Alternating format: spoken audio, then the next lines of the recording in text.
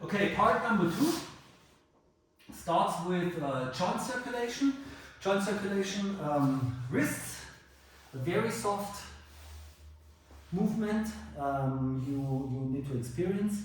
It's like it's a dynamic point of support wandering around your wrist, yeah, and this affords your hand and your elbow and shoulder to follow this movement. So very soft. It's not a stretching. This is mobility. Okay, both directions. You can do the same with the elbow. So the lower arm is touched to the ground and stays there. Now shift around to adapt to the need. And the same with the whole arm, it means that the shoulder needs to stay on the ground. You do something like this. You try to keep the shoulder always as low as possible. Right, so that's exercise number 1.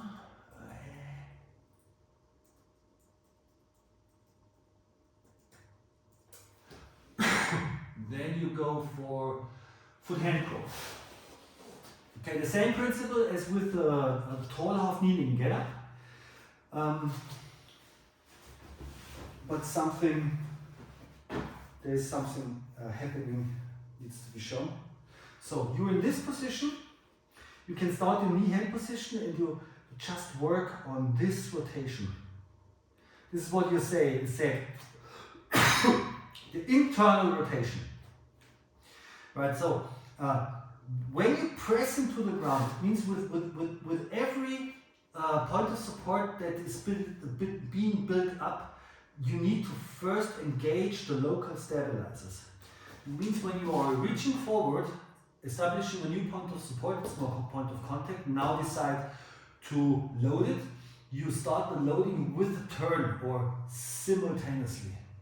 And when every time you bring your body weight on top of it, your elbow gets fully rotated, pit forward, elbow back. This looks then like this. So you crawl very consciously and always turn the elbow before you load the arm and the shoulder.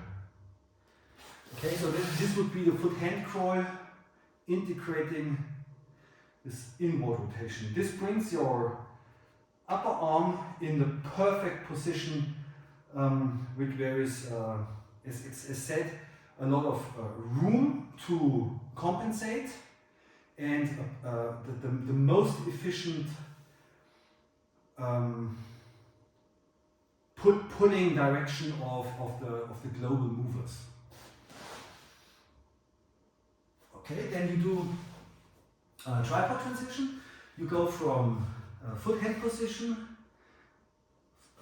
establishing the perfect position, and then you go with the inverted crawl. So it's just to move your shoulder in a more complex pattern.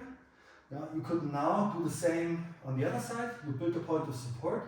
You rotate the arm, and then you do the transition. Coming here, rotating the arm, tripod transition. Point of support, strong arm, tripod transition. The turn of the hand is whatever you feel. Right? If it needs to be dragged like this while you're switching, no problem. If you want more wrist mobility, then you can keep it like this, and it's inefficient. Inefficiency always means more conditioning effect. Okay, then comes the overhead press. Just take a heavy weight. Okay, so you focusing on the arm position. So the same like here, when I do this rotation, my arm goes in. That means whenever I work upwards, my arm stays not out like this, my arm comes in. and then extends, and in the end, when it's getting in a locked out position, it's turning to the outside. Okay, when it's coming down, first to the inside, then this is where the muscles have to carry the load and where the joints are getting into problems. There needs to be the perfect position. In a locked out position, your arm is getting in a locked out position, and it's turning itself into the optimal position for doing this. So okay, so it looks like this. So you go up, and at the end you turn. Start with the turn, bring the elbow in, and come up in the front. One more, front up, rotation out, rotation in, front down. That's 15 kilograms, just to tell you. Okay, now we have this rotation to the ground. You can do it here, vertically down. You have 90-degree position of the shoulder. You have the same pattern, not with from a different angle. And now you apply the same principle with the pulling. And I may not need this, but okay, always try to have the best overgrip you can get, not just hang on the fingers, that will get problems in the elbow. Try to hang as much as possible into overhand grip. Okay, and the first thing you're doing is you are pressing down.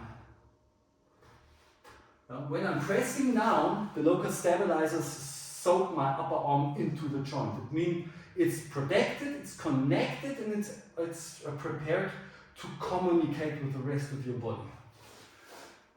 Okay, the next part is then that you are doing a scapular pull. This. And with a scapular pull up, your elbows are getting inward rotated. Yeah? So pressing down, soaking in strong connection.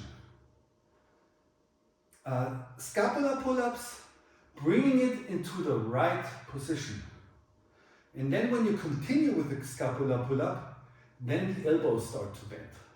And then it's actually the first step into the pull-up. Everything else is preparation of the pull-up. So it's this movement, and also take your time to feel really pressing down. It's not a pull-up, it's a press down that is translating into a pull-up. It's the same as with a get-up. It's not a get-up, it's a press down, and then a get-up is happening. So just focus on the press down. This is the local stabilization that maybe gives you the safety for the shoulder and the base of the performance, so the arm strength can be connected to your core, and this mutual support for the goal, the pull-up.